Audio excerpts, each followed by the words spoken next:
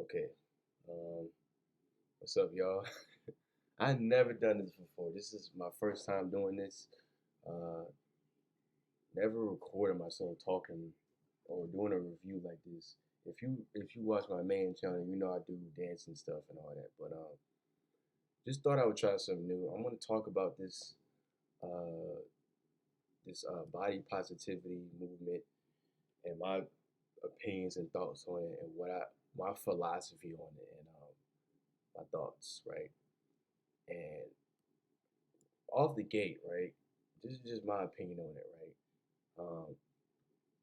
Not in no shape, form, or way is being unhealthy a good thing. That was being unhealthy or any sort of way is never good for anybody, right? Not even just for your health. Being overweight can cause. And this woman right here will explain in the video. It's not good. It causes problems for your bones. Just being unhealthy is never a good thing, right? And um, the body all the body positivity movement is trying a person who is overweight trying to convince themselves and you that it's okay for them to be overweight, right? And basically trying to distract themselves um, from the fact that they are overweight. Right? That's all it is. Trying to distract themselves and then, but also at the same time convincing themselves that they are overweight, right? By shaming you. So let's say you go to an overweight person who's about 300 pounds, right? And they constantly been told by other people, not even just by other people, but constantly told themselves that they are overweight, right? You come to them with a little bit of dose of reality, they're going to immediately get angry at you, or so one or two things they're going to do. One, they're going to get mad at you and shame you, call you every name in the book, fat phobic. That people love using that word, fat phobic. They're going to call you black, you're bald, you're this. You must have a small penis, small penis energy. They're going to say anything to you to shame you, right? And to shame you because you told them some reality that nobody else has ever told them before, right? So let me stop talking. Let's get to this video. One day, I found Tess Holiday, and Tess Holiday looked amazing to me. People, people like her are really changing society, and I want to be like her. The way she loves herself and her body and doesn't care what anyone says about it. She inspires me, she motivates me. She had like all this makeup done and her hair was pretty and like she looked so glamorous. I wanted to be like Tess Holiday.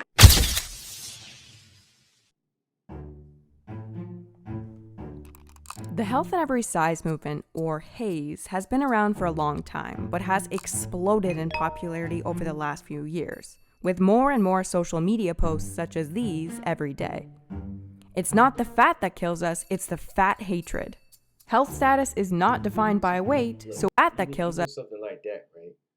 It's not the fat that kills us, it's the fat. No, it is because, like I said, right? Being overweight, even if you may not even feel it right away, but being overweight does have negative side effects. And this woman Kiana, she does a shout out to her, by the way, because she does an excellent job of going into depth and explaining why being overweight is not a good thing, right? Um, she's gonna explain that further. I don't know when. I didn't watch this whole thing. I saw bits and pieces of it, and thought I should just cover it. This came out 3 years ago, but yeah, even something like this. It's stuff like this, right? It's the fat hatred, right? As I said, all this is trying to shame you, right, for telling them some reality, even if it hurts. And see, this is something that in society, this is the problem I think with people in society, right? It's too much of this whole thing of coddling your feelings and telling you what you want to hear instead of telling you the reality. In my honest opinion, right, anybody who enables somebody to be like this, be overweight, or just anybody who enables any type of bad behavior and they know it's bad, just my honest opinion, I think they deserve 10 to 15 years in prison. Why? Because you're watching someone kill themselves knowing they're about to kill themselves, right? So you rather tell them what they want to hear, to stroke their ego, tell them what they want to hear, than give them that, and it's gonna hurt. I'm not saying it's not. It's gonna hurt, but it's gonna help you, and it'll free you in the end. It'll free you. Let's get back to it. Thus, it's the fat hatred. Health status is not defined by weight, so weight loss programs are about aesthetics. Your weight is not the problem, food is not the problem, diet culture is the problem. I don't have an eating problem, I have a fat phobia problem. Or my personal favorite, BMI is government propaganda. At the most extreme end, Health at Every Size supporters and fat activists argue that obesity is not dangerous and that bodies naturally come in all shapes and sizes, all the way up to 600 pounds, or what would be called infini-fat according to them. Some even call the obesity epidemic a myth. They say it doesn't kill people or cause disease. We hear in the news all the time about an obesity epidemic and how people are dying of obesity. And what we see is that it's just not true. According to them, the diseases we often attribute to obesity, such as diabetes and hypertension, are the result of weight stigma, the psychological pressure of living in a society that mistreats fat people, and not due to the excess weight itself. Many Hayes supporters go as far as to say that the war on obesity is a form of eugenics, and gastric bypass is, quote, voluntary amputation. And they're campaigning to have the word stricken from the medical literature and classified as hate speech. At this point, you might be saying to yourself, how is it possible that something so preposterous has become almost mainstream? And surprisingly, the answer seems to be Tess Holliday. Today, we'll be discussing Tess Holliday, the biggest and most dangerous lie of Health at Every Size, namely that morbid obesity can be considered healthy, and the research or lack thereof that's used to support these claims. I hope you guys enjoyed my double intro. This video actually started off as a way more casual video, but the more I read and the more I saw, the more I was like, nope, I'm gonna drop everything and make this gigantic video about Tess Holliday and Health at Every Size. I've labeled everything with timestamps, so if you want to hop around or rewatch stuff, it should be pretty easy to do so. We're gonna get into a lot of stuff today, but before we do, I should say a few disclaimers up front. Throughout this video, I'm going to be using the terms fat activists in 2015 as the first. Tess Holliday made waves in 2015 as the first. Before they start talking about her, this woman, and they're going to explain it in the video, has been on every single magazine, People magazine, Cosmo something, Cosmo UK, right? This woman she's even doing a little model runway thing, right, in this video right here, as you can see, right? And this is just my honest opinion, right? You can't tell this woman anything, right? Because she has had way too much access to power, right? Way too much access to power, meaning that, right, if you try to tell her a little bit of dose of reality, she will snap at you like you done hit her or something, like you slapped her in the face, because she's had way too much power. She has way too many people and things in her life have stroked her ego way too much. Her ego is extremely inflated, right? This woman would never change her. And this is not to make fun of her or shame her. This is just the reality on when you do things to people like this, right? When you give people like this, enable people like this to keep doing the behavior that they're doing, right? Whether it's good or bad, right? Enabling anybody to do anything, anytime somebody comes and is not enabling them, they will immediately regard you as a villain in their eyes, right? You can't tell her nothing because she'll immediately look at you like you're Jeffrey Dahmer or you're a freaking serial killer, right?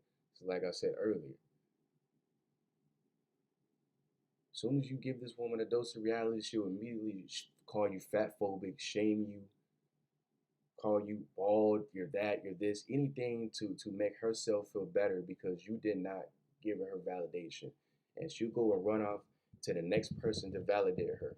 Or she'll get or she probably won't even say anything. She'll get her followers to come and shame you. Oh, why don't you mind your own business? Or why don't you do this? Why don't you do that? Oh, you're just mad because she has confidence in herself. She's brave. She's this. This woman has had way too many enablers in her life. This woman, unless she goes through a stage or something in her life, or just a growth or something like that, she would never change. Never. First size 22 model to be signed to a major agency. You know, it's something I wanted to do my whole life, right. And everyone always told me I would never be able to do it. Right. They laughed at me, they made fun of me, right. And I don't know if it was like delusion, but I just was like, I'm gonna try. Since then, she's been called the world's biggest supermodel, worked with big brands like H&M and Benefit Cosmetics, and named one of the most influential people on the internet by Time magazine. And by 2018, she had already landed the now infamous cover of Cosmo UK. Did you see the cover of Cosmopolitan magazine that was widely criticized because they had a morbidly obese woman on? Many people say they love the body positive move made by Cosmo UK. Others say Tess Holliday is an unhealthy representation. You are celebrating morbid obesity. I am not celebrating That's what you're morbid doing. obesity. This cover, this is one cover which has a larger lady on the cover in a sea, in a world, in a culture which has venerated, since I can remember, thinness. Seeing someone like me on the cover of like a glossy magazine shouldn't be top news. They're hailing her as brave. I mean, what's brave about, eating ice cream? She's literally morbidly obese. She's fucking dying. She's addicted to food in a horrible way. And to promote that and pretend that somehow or another this is okay. And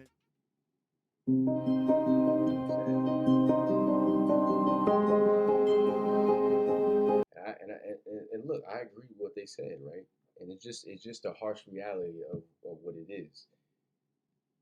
And like I said earlier in the recording, there's no any way, shape, or form. There's nothing good about being overweight. I don't care what anybody says. Nothing good about having 4 or 5 people help you get into bed, and it's nothing good about you're so overweight that your bones are hurting, and you walk up 3 flights of stairs, you're sweating already, you haven't even done anything, you're out of breath. There's nothing good about being overweight, right? And this is the biggest issue I have with today's society, is that they rather make someone feel. It's all about how I feel, right? Instead of telling this person, yo, if you keep going down this path, it will not end well for you. Instead of telling them the reality, they rather tell them what they want to hear, enabling their bad behavior, right? And if this is a continuous pattern,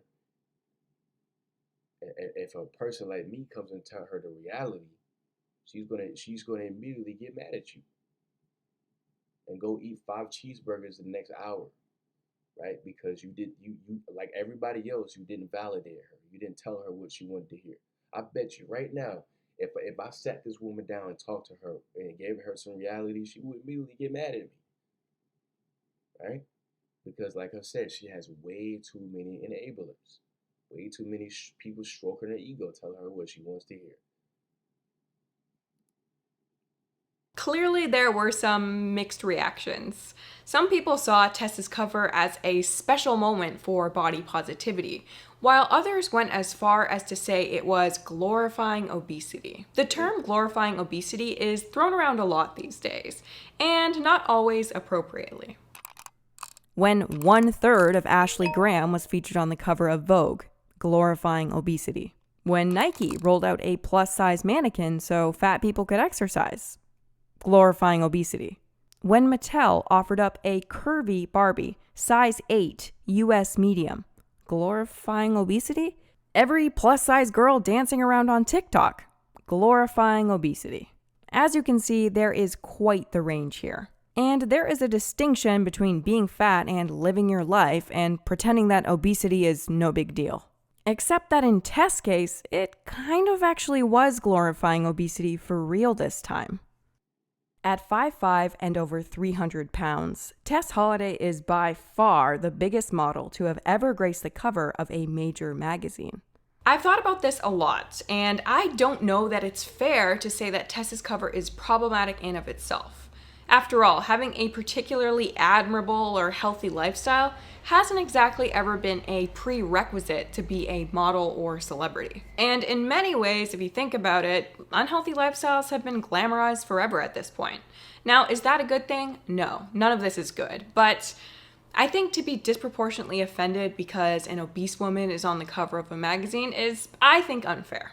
And actually, Tess had already been on the cover of People magazine in 2015, which by readership is 5 times larger than Cosmo UK, without nearly the same level of controversy. The difference in outrage seems to stem from the fact that Cosmo felt the need to devote an entire page to declaring that Tess was strong, fit, and 300. See, strong, fit, and 300 pounds. You know that. See, I don't think that what she was talking about is earlier is glorifying obesity. I mean, and so I can see why somebody would think that, but that I don't think that's really this right here is glorifying obesity, selling people a dream or a false reality just to get more readers or more people in their pockets. I think that's absolutely disgusting, right? There's nothing cool or there's nothing good about being overweight, 300 pounds. There's nothing good about that. Trust me, I know people that are that weight, and they'll tell you in a heartbeat that they in reality they don't like being like that, right? This right here is glorifying obesity, right? Dedicating a whole freaking magazine or a cover or a article on a woman weighing 300 pounds and making that a good thing, right? And then what that does creates an domino effect, right? An overweight person may look at that and be like, you know what? Forget this diet. If this woman can be 300 pounds, so can I, right? Creating more and more issues for people who are overweight, right? As I said, being overweight is not a good thing. Period. 100 pounds. And most of the discussion revolved around her excellent health and workout regime, as opposed to her fight for body positivity and self-love. I know it's been... And I want to make this clear, right? There's nothing wrong with loving yourself. There's nothing wrong with having self-confidence, self-esteem. There's nothing wrong with putting yourself on a pedestal every once in a while. But self-love means that you also care about your health, right? You can't say self-love, but then you go out and get 10 cheeseburgers and 5 boxes of fries and then say that you self-love. That doesn't work like that, right? Self-love means that you watch what you eat, right? You care about yourself, self-love. You care about your health, right? You're not putting your health at risk, right? That's self-love. This right here is not self-love.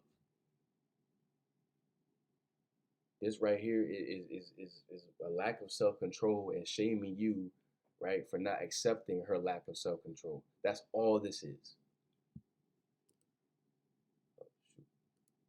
Putting this off for a little bit, and now it's time to talk. My goals are just to feel better and be stronger. And also show people that fat girls work out.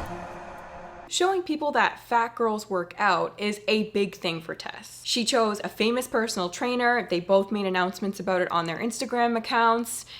They shot multiple videos while they were together, and they even shot that People TV segment in just the few short months that they were working together. Now, Tess has a running sponsorship with Fabletics, and since that time, I haven't seen any videos of her working out. So I guess the photo shoots in athletic clothes are meeting her quota for showing people that fat girls work out, because she has totally stopped with that. All in all, it just feels very contrived to me. I feel like it's one thing for Tess Holliday to be on the cover of a magazine for any reason, because she validates plus size women, because she's popular, because you want to be controversial to sell more magazines.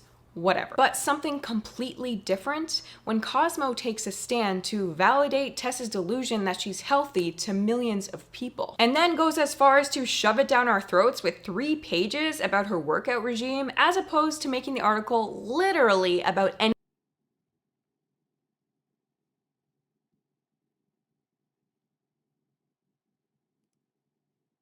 Again, all of these things are a reason why this woman would never change, right? Because like I said, she has way too many enablers, right?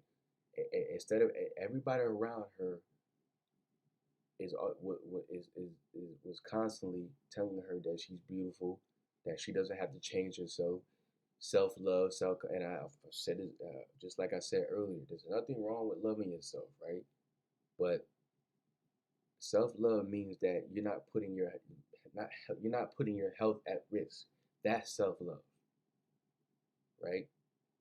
Being 300 pounds and then shaming people for telling you the reality of being 300 pounds is not self-love. That's just, you just have a very low, that's really just low self-esteem and impulsive problems, and you just projecting that on other people, right? Again, this woman, and if you go on this woman's Instagram, let's see.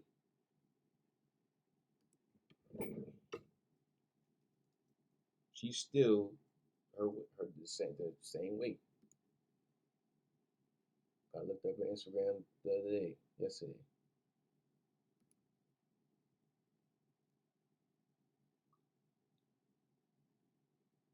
Yeah, she's still big, right? And the more people keep enabling her be a bad behavior, right? And then she has children, so it's like, what are you teaching your kids? To be overweight and not care about your health? To have people constantly tell you what you want to hear and constantly tell you what you want to hear, whether it's bad or good behavior? That's what you're teaching them. And again, I'm not judging this woman. I'm not even talking bad about her. It's just the reality, man. Like, she would never change. Never. You can't tell this woman nothing. You cannot tell her anything. And look at the comments. They're always so sexy and beautiful and perfect. All enabling her behavior. The more stroking her ego even more. This woman would never change. Ever. Because she had way too much access to power. And this is just with everybody, right? Anybody. Whenever you enable anybody's bad behavior, they're going to keep going and keep going and keep going and keep going until death. Rest in peace. Right? You go, girl. She's still big.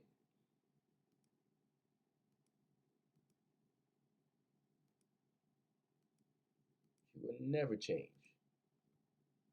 Ever.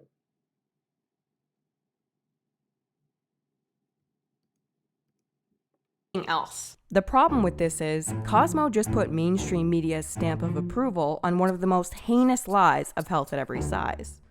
The preposterous untruth that morbid obesity can be considered healthy. What about your own health test? Do you ever, because we had a report very recently in this country saying it's a myth that you can be very overweight, obese, and be healthy. So do you worry about your weight? You've got young children. Do you worry about your health? Look, I would not go through having kids and what it does to your body to not be around for them. You know what I mean? I know that I'm healthy. Being a healthy, extremely obese person is an oxymoron, point blank. And it is extremely dangerous to suggest obese person is an oxymoron, point blank. And it is extremely dangerous to suggest otherwise on talk shows and the front of magazines. So this was a caption from one of Tess's Instagram posts, which has since been removed but was cataloged on a website.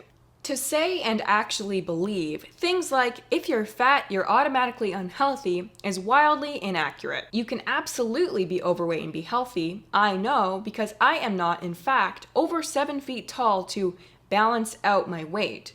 So according to my BMI, I'm obese, which is hilarious to me. Not because I think being unhealthy is funny, but because I'm healthy. Extremely so, in fact. I'm able to keep up with my children You're not healthy at being 300 pounds obese. That's not healthy, right? At all. I don't care what anybody says. This woman's gonna go in the depth in that. And if this video is too long, I'm gonna do a part 2. But no, dude. See, all like as I said earlier, man. All this is, and I didn't say this yet, but I'm gonna say it now. What she's okay deep down. If you talk to her and really turn the cameras off, turn Instagram off, turn Facebook off, turn YouTube off. If you sit down and talk to this woman, she knows that she is unhealthy. Straight up facts. She knows that she does not, deep down, she doesn't like the way she looks. But what she's trying to do is convince herself and the masses, anybody who's watching her, that she is healthy. But deep down, she knows she's not healthy. Right? She knows that. Deep down, if you sit and talk to her and you show her the facts, she knows she's not healthy. She knows it. Perfectly. So Tess is saying a lot in that statement. First off, most notable being that she's not obese. You don't really just get to opt out of being obese. Unless, there's an issue with BMI and you're not meant to be in that category, which would not apply to this level of obesity. Or you go and have your fat scanned and you find out that you're actually carrying 200 pounds of muscle. Being able to do essential life tasks, such as watching after your children or stand on your feet all day to do your job, does not prove that you are extremely healthy. Now, there's enough data to suggest that you can indeed be overweight and be healthy. But to be fair, there is also data suggesting that no, people are healthiest within the normal BMI range, and beyond that, you're less healthy. You can make a compelling argument with the data that's out there for either one. But that is not what we're talking about here. There are no doctors that I've seen arguing that you can be this obese and be healthy. This is the equivalent of someone who's like a high-functioning alcoholic or a chain smoker saying that because they don't have any issues right now, because they don't have a disease right now, that they're healthy. Well, no, you have an addiction. And by Cosmo validating this by acting like, oh, Tess, she lives a healthy lifestyle, she's just big. It plays into the health at every size narrative that you can be this big and it's not suggestive of you living an unhealthy lifestyle or having a problem with food. You're just born that way, you're just built like that. And unfortunately, Cosmo is not the only one validating Tess's delusions to millions of people. There seems to be this budding corporate trend of discussing health as if it just involves declaring, I am healthy, as opposed to being defined by actively living a healthy lifestyle and not engaging in destructive behavior. Prior to this cover, Tess was actually featured on the front of Self, an actual health magazine, or at least it was a health magazine. I don't know what you would call it today. And Health magazine has featured many fat activists as of late, including Virgie Tovar, which if you've seen my video on her, you'll know her definition of health is a little out there. Actually, Virgie recently also said, there is no such thing as individual health.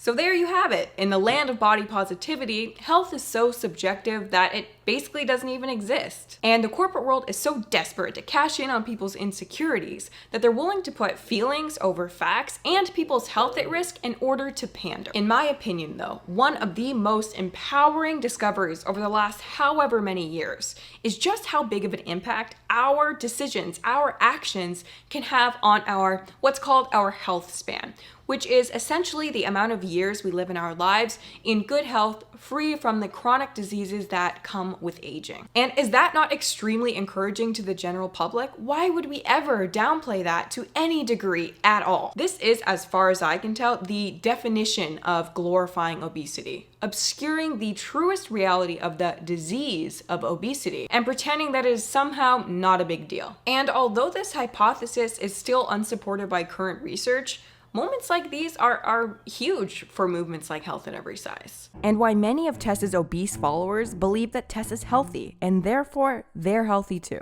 It's also why people suddenly feel confident. See what that does. And that's another thing I want to say. What this does is it creates sort of like a cult following, right? So all the obese women, right? And most of them know that they're obese and they have heart disease and all this other stuff. But it's like what I said earlier, the domino effect, right? When people like this get praised and get praised and are given a platform, right? It creates other people who are in her same situation, right? To think that it's okay to be obese and unhealthy, and it's not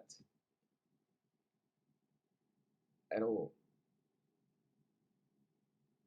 And the end result, creating more people dying of heart disease and obesity, right? Again, creating more people to tell her that she is brave and she's doing the right thing and all this, stroking her ego even more. As I said, you cannot tell this woman is so. You can't tell her anything. I bet you cannot tell her anything, because as soon as you start telling her reality, she will immediately call you a fat phobic. I guarantee that.